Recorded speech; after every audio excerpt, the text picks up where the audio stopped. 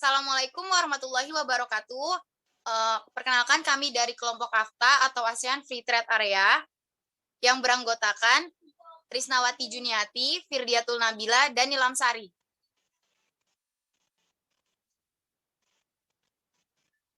Indonesia sebagai negara lainnya di dunia terlibat dalam beberapa perjanjian perdagangan bebas. Berdasarkan data Organisasi Perdagangan Dunia atau WTO, sampai tahun 2016, Indonesia setidaknya telah menjadi anggota dari 7 perjanjian perdagangan bebas.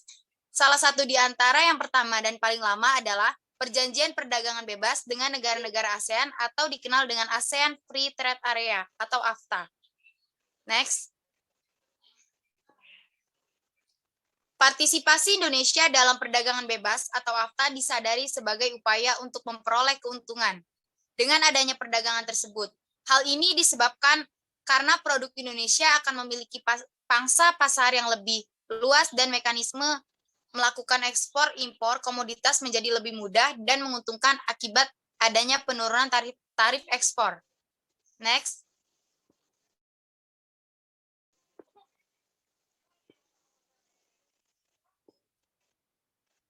Awal pembentukannya ASEAN hanya sebagai bentuk kerjasama regional di Asia Tenggara dengan alasan politik dan keamanan. Tetapi seiring berjalannya waktu, ASEAN ternyata lebih berfokus terhadap pertumbuhan ekonomi.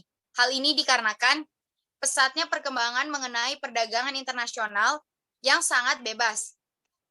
Maka dari itu, pada Januari 1992 dibentuk AFTA untuk membentuk suatu pasar tunggal yang berfungsi sebagai wadah untuk menampung seluruh produksi negara anggota ASEAN, baik barang, jasa, ataupun investasi, di mana perdagangan dalam AFTA ini dilakukan dengan cara menurunkan atau menghilangkan segala bentuk tarif. Pembentukan AFTA merupakan salah satu cara ASEAN untuk melindungi negara-negara anggotanya dan perdagangan bebas negara-negara di dunia. Presentasi selanjutnya akan disampaikan oleh rekan saya, Risnawati Juniati.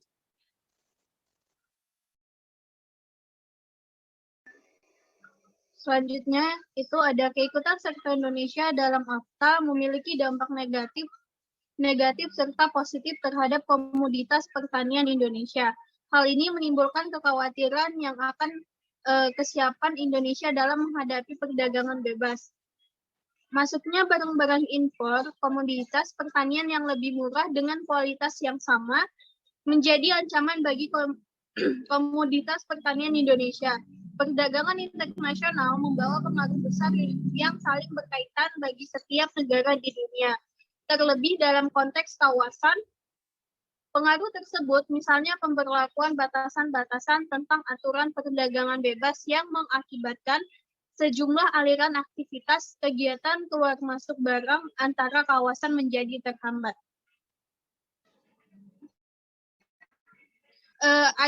Adanya kebijakan dari perjanjian itu bertujuan untuk mengurangi hambatan-hambatan yaitu berupa tarif maupun penghapusan non-tarif, serta berbagai bentuk proteksi ekonomi lainnya ketika melewati batas negara sesuai dengan kesepakatan di antara pihak-pihak yang bersangkutan terlebih dahulu. Apabila dilihat dari kacamata internasional, terbentuknya kebijakan perjanjian ini juga dimaksudkan agar terjalinnya sebuah hubungan serta dapat mempererat adanya jalinan kerjasama yang dibina antara negara bersangkutan.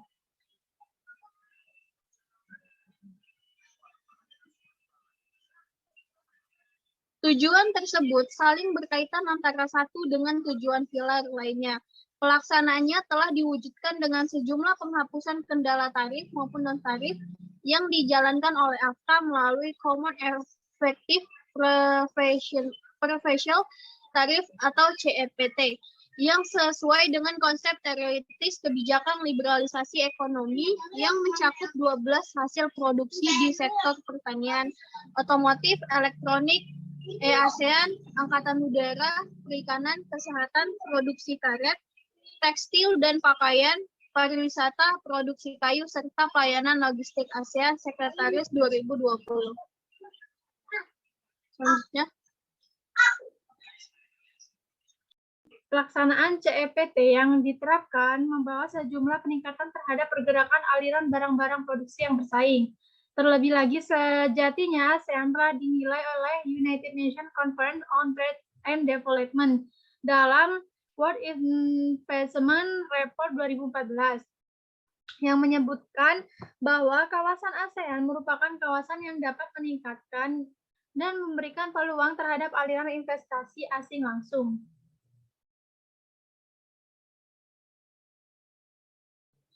Dari kesepakatan AFTA bagi Indonesia memiliki dua dampak, yaitu dampak negatif dan dampak positif.